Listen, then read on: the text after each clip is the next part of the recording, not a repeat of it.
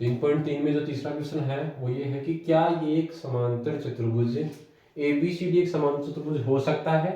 पहला पॉइंट ये है कि एंगल डी, जैसे कि एबीसीडी कोई भी समांतर चतुर्भुज हो सकता है क्या, देखते हैं। ये ए बी सी और D, A B C D, तो यहाँ पे डी जो एंगल है वो और बी एंगल है, दोनों जो एंगल का योग कितना दे रखा है 180।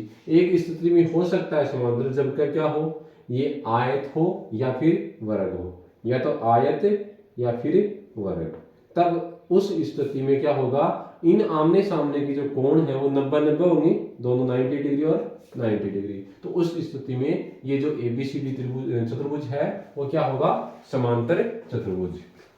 ठीक है, हो सकता है, पर कौन सी स्थिति में, वर्ग और आयत की स्थिति में, बाकी स्थिति में ये समांतर चतुर्भुज नहीं होगा, दोनों का योग 180 डिग्री नहीं होगा, उस स्थिति में समांतर चतुर्भुज नहीं होगा। देखिएगा जो अगले वाला पॉइंट है, सेकंड पॉइंट ये था इसमें कि हो भी सकता है, हो कौन सी दो स्थिति में हो सकता है, बाकी स्थिति में नहीं होगा।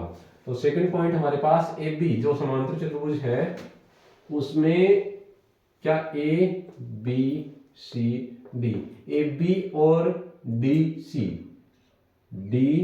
ये भी 8 है और ए बी भी 8 सेंटीमीटर है। ठीक है, कोई दिक्कत नहीं।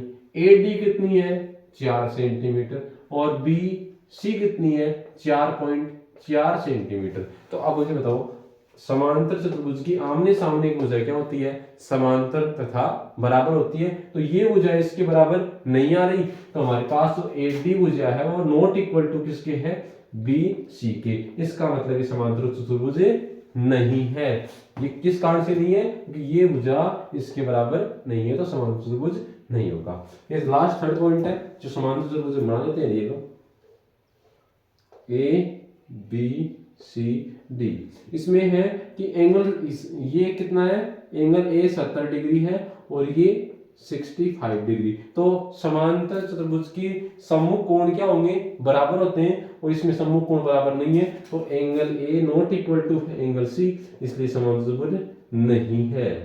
कारण क्या है कि उसके सम्मुख कोण ये इसके बराबर होना चाहिए और ये इसके बराबर, दोनों सम्मुख कोण क्या होने चाहिए, आमने सामने कोण बराबर होनी चाहिए, और इसमें बराबर है नहीं। एक तो 70 का एक 65 का है, तो दोनों बराबर नहीं है, तो समांतर चतुर्भुज नहीं होगा। ठीक है, ये 3 का क्वेश्चन है, कंप्लीट है, तीनों टॉपिक है। कमेंट में आप बता सकते हो कि समझ में नहीं है तो।